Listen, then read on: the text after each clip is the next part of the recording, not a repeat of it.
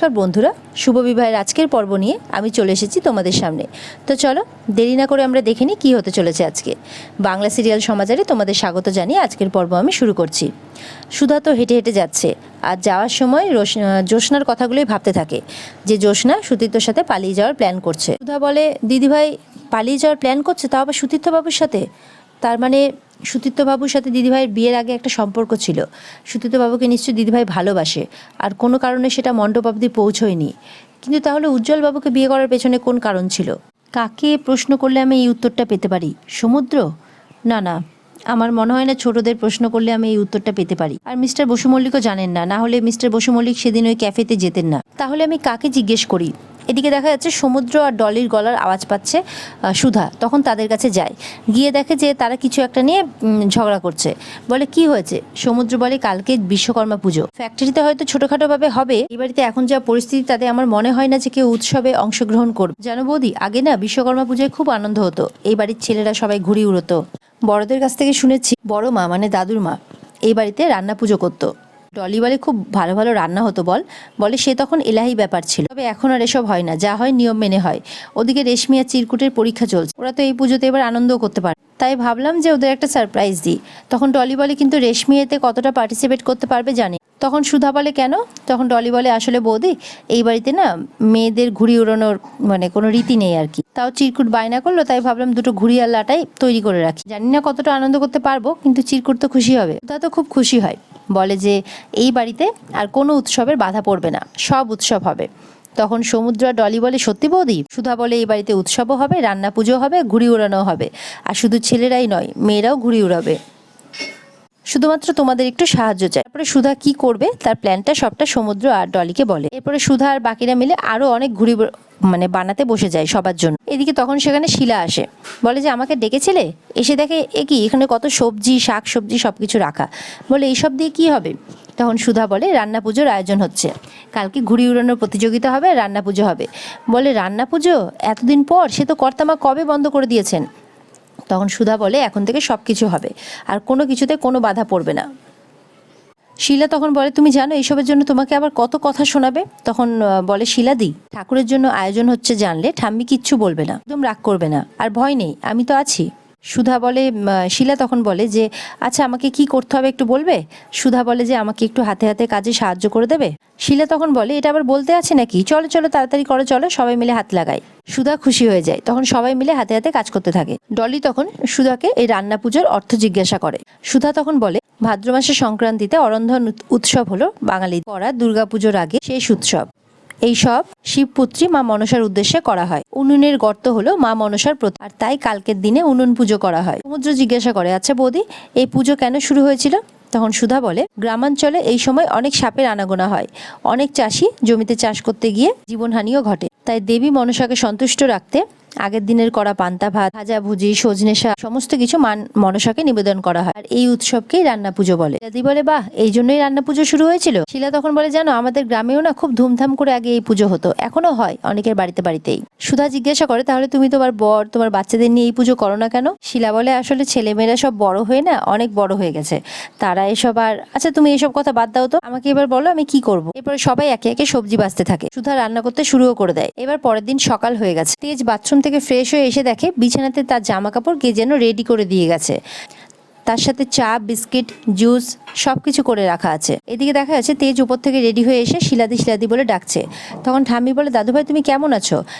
তেজ একটু অন্যমনস্ক হয়ে বলে, হ্যাঁ আমি এখন ভালো আছি। তারপর শিলাদিকেই ডাকতে থাকে। আমি বলে, কালকে তোমার উপর দিয়ে এত বড় একটা ঘটনা ঘটে গেল, তুমি ওপর থেকে এত তাড়াতাড়ি তাড়াহুড়ো করে নেমে এলে, একটু বিশ্রাম নেবে তো, এরকম করে? এরপর শিলাদি এলে জিজ্ঞাসা করে, তুমি কি আমার ঘরে খাবার দাবার জামা কাপড় এগুলো রেখেছো? ঠাম্মি বলে, তুমি দাদু ভাইয়ের ঘরে চা, শরবত এগুলো সব রেখে এসছো, তাও আমার অনুমতি না নিয়ে? শিলা বলে, বাবা আমার ঘাড়ে কটা মাথা আছে কর্তামা। ঠাম্মি বলে, তার মানে? তখন শিলাদি বলে, না না আমি তো রাখিনি। বলে, তাহলে কে রেখেছে? তখন শিলা বলে, আগে বৌমণি। ঠাম্মি বলে, কি সুধা দাদুভাইয়ের ঘরে গেছিল? আমার বারণ করা সত্ত্বেও তার সাহস হয় কিভাবে? শিলাদি তখন বলে, কর্তামা বৌমণি বলেছিলেন যে আপনি এটাই বলবেন, তাই জন্য আপনার কথার উত্তরটা এই স্লিপের মধ্যে দিয়ে গেছে, এই চিরকুটের মধ্যে। তো অবাক হয়ে দেখছে এসব হচ্ছেটা কি? চিরকুটটাতে লেখা আছে, আপনার কথা অনুযায়ী আমি মিস্টার বসু মল্লিকের সাথে এক ঘরের এক ছাদের তলায় থাকতে পারবো না, কিন্তু আপনার অনুপস্থিতিতে আমি যে ওনার অনুপস্থিতিতে আমি যে ওনার ঘরে প্রবেশ করতে পারবো না, এটা তো লেখা ছিল না বা আপনি বলেননি, তাই আমি কোনো নিয়ম ভাঙিনি। এরপর ঠাম্মি নিজের শর্তগুলো ভালো করে মনে করে। ঠাম্মি বলে, সুধা কোথায়? তখন শিলা বলে, বৌমনি তো বাচ্চাদের নিয়ে বাগানে গেছে।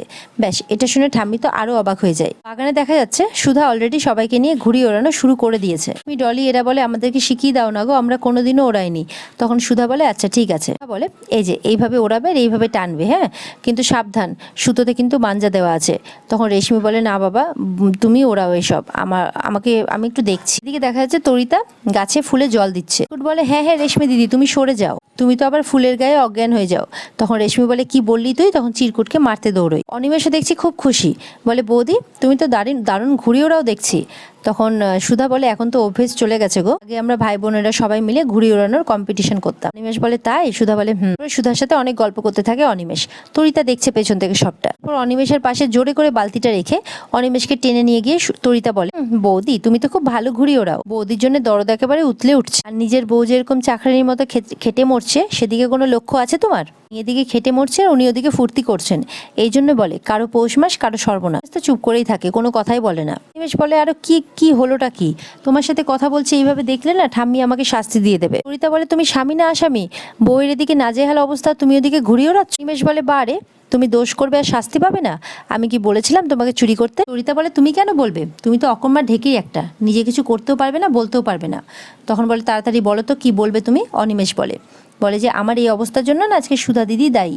তখন বলে, কি বলছো তুমি এসব? বলো তো, আর ভালো লাগছে না আমার শুনতে এগুলো।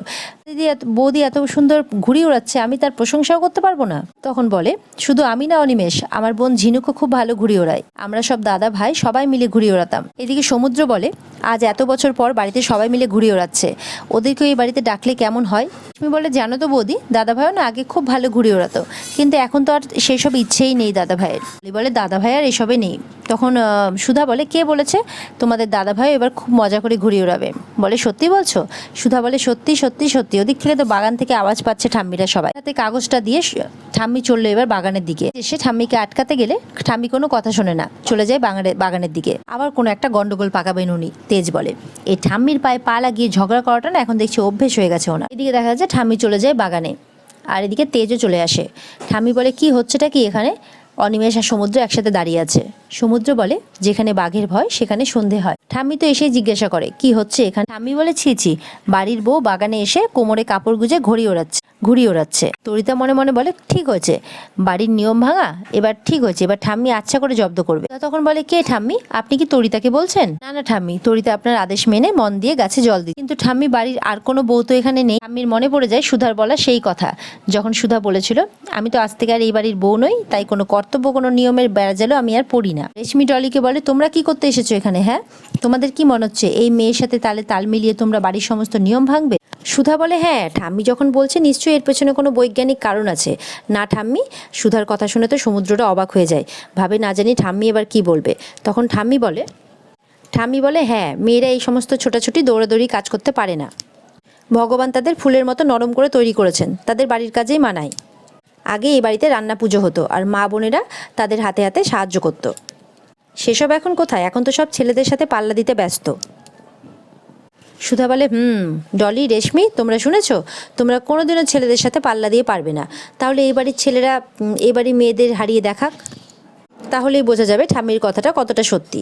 সেখানে তখন তেজ, জ্যোৎস্না দুজনেই আসে। তেজ বলে, কি দরকার এইসবের? তখন জ্যোৎস্না বলে, কেন দরকার নেই ভাই, আজ প্রমাণ হয়েই যাক না, সবসময় ছেলেদের কথাই তো চলে এসেছে এই বাড়িতে। তেজ হচ্ছে ঠাম্মির চোখের মণি, অথচ আমি তেজের যমজ বোন হয়েও আমি কিন্তু কোনোদিনও সেই জায়গায় ঠাম্মির কাছে আসতে পারিনি। দেখা যাক ঠাম্মি যাদেরকে এই বংশের আলো ভাবেন তাদের কতটা এলেম। সুধা বলে, দেখাই যাক না, কিসমে কিতনা হে দাম। তখন তেজ বলে, আপনি চ্যালেঞ্জ করছেন আমাকে? জ্যোৎস্নাকে বলে, দিদি, এইসব উনি তোকে শিখিয়েছেন না, আমার বিরুদ্ধে উস্কে দিয়েছেন তোকে। জ্যোৎস্না বলেন মনে মনে, না ভাই, আমাদের মেয়েদের সাথে হওয়া অনেক অন্যায় মেনে নিয়েছি, আজকে আমিও আর চুপ থাকবো না, আমার জীবনটা আমি আমার মতো করে চালাবো। তেজ বলে, ঠাম্মি, তুমি যে ঠিক আমি সেটা প্রমাণ করে দেব, তুমি চিন্তা করো না। সমুদ্র বলে, এই তো দাদা ভাই এবার পাতা ভাতে পা দিয়েছে। তখন অনিমেষ বলে, তাহলে আজকে দেখাই যাক কার কত দম।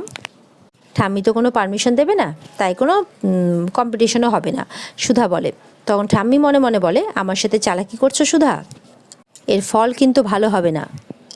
ঠাম্মি বলে, দাদু ভাই এই লড়াইটা কিন্তু তোমাকে জিততেই হবে, কথাটা মনে থাকে যেন। তেজ ঠাম্মিকে বলে, চিন্তা করো না ঠাম্মি, তেজ বসু মল্লিক কোনোদিনও হারেও নি আর হারবেও না।